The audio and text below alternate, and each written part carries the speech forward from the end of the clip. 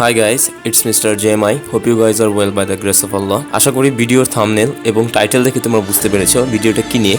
আজকে আমরা IDM অর্থাৎ ইন্টারনেট ডাউনলোড ম্যানেজার কিভাবে ইনস্টল করতে হয় তা দেখব এবং IDM এর এক্সটেনশন কিভাবে ইনস্টল করতে হয় তাও দেখব এবং এই দুইটির লিংক আমার ডেসক্রিপশন বক্সে দেওয়া থাকবে।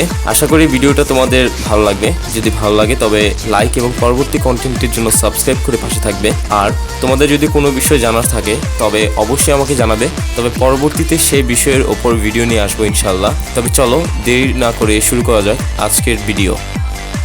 প্রথমেই আমরা আমাদের ডিফল্ট ব্রাউজারটা ওপেন করে নেব। তারপর সার্চ আইকনে ক্লিক করে IDM ডাউনলোড লিখে সার্চ দেব। প্রথম লিঙ্কটাতে ক্লিক করলেই IDM অর্থাৎ ইন্টারনেট ডাউনলোড ম্যানেজারের অফিসিয়াল পেজটা ওপেন হয়ে যাবে। এখানে কিন্তু ওরা বলে দিয়েছে যে IDM 30 দিনের জন্য ফ্রি ইউজ করা যাবে। এখনকার জন্য সিম্পলি ডাউনলোড বাটন ক্লিক করে আমরা সফটওয়্যারটি ডাউনলোড করে নেব। সফটওয়্যারটি ডাউনলোড হতে আমার কিছুক্ষণ সময় লাগছে, তাই আমি ভিডিওটি স্কিপ করে দিচ্ছি।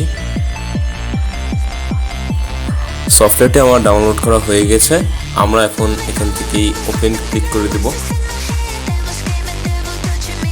ইনস্টলারটি ওপেন হয়ে গেছে। আমরা সিম্পলি নেক্সট এবং টার্মস অ্যান্ড রেগুলেশন টিক চিহ্ন দিয়ে আবার নেক্সট ক্লিক করে দেব। তাহলে আমাদের ইনস্টলারটি ইনস্টল হওয়া শুরু হয়ে যাবে। এখন আমরা এখানে ফিনিশ ক্লিক করে দেব। তাহলে আমাদের IDM ইনস্টল করা হয়ে যাবে।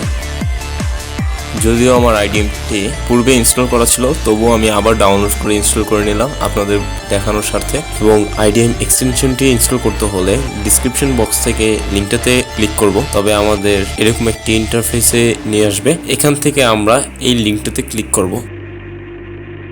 এবার অ্যাড টু ওপেরা দিলে আমাদের এক্সটেনশনটি ইনস্টল কমপ্লিট হয়ে যাবে। তো আজকের জন্য এই পর্যন্তই। তো পরবর্তী ভিডিওতে আবার দেখা হবে। টিল দেন আল্লাহ হাফিজ গাইস, পিস।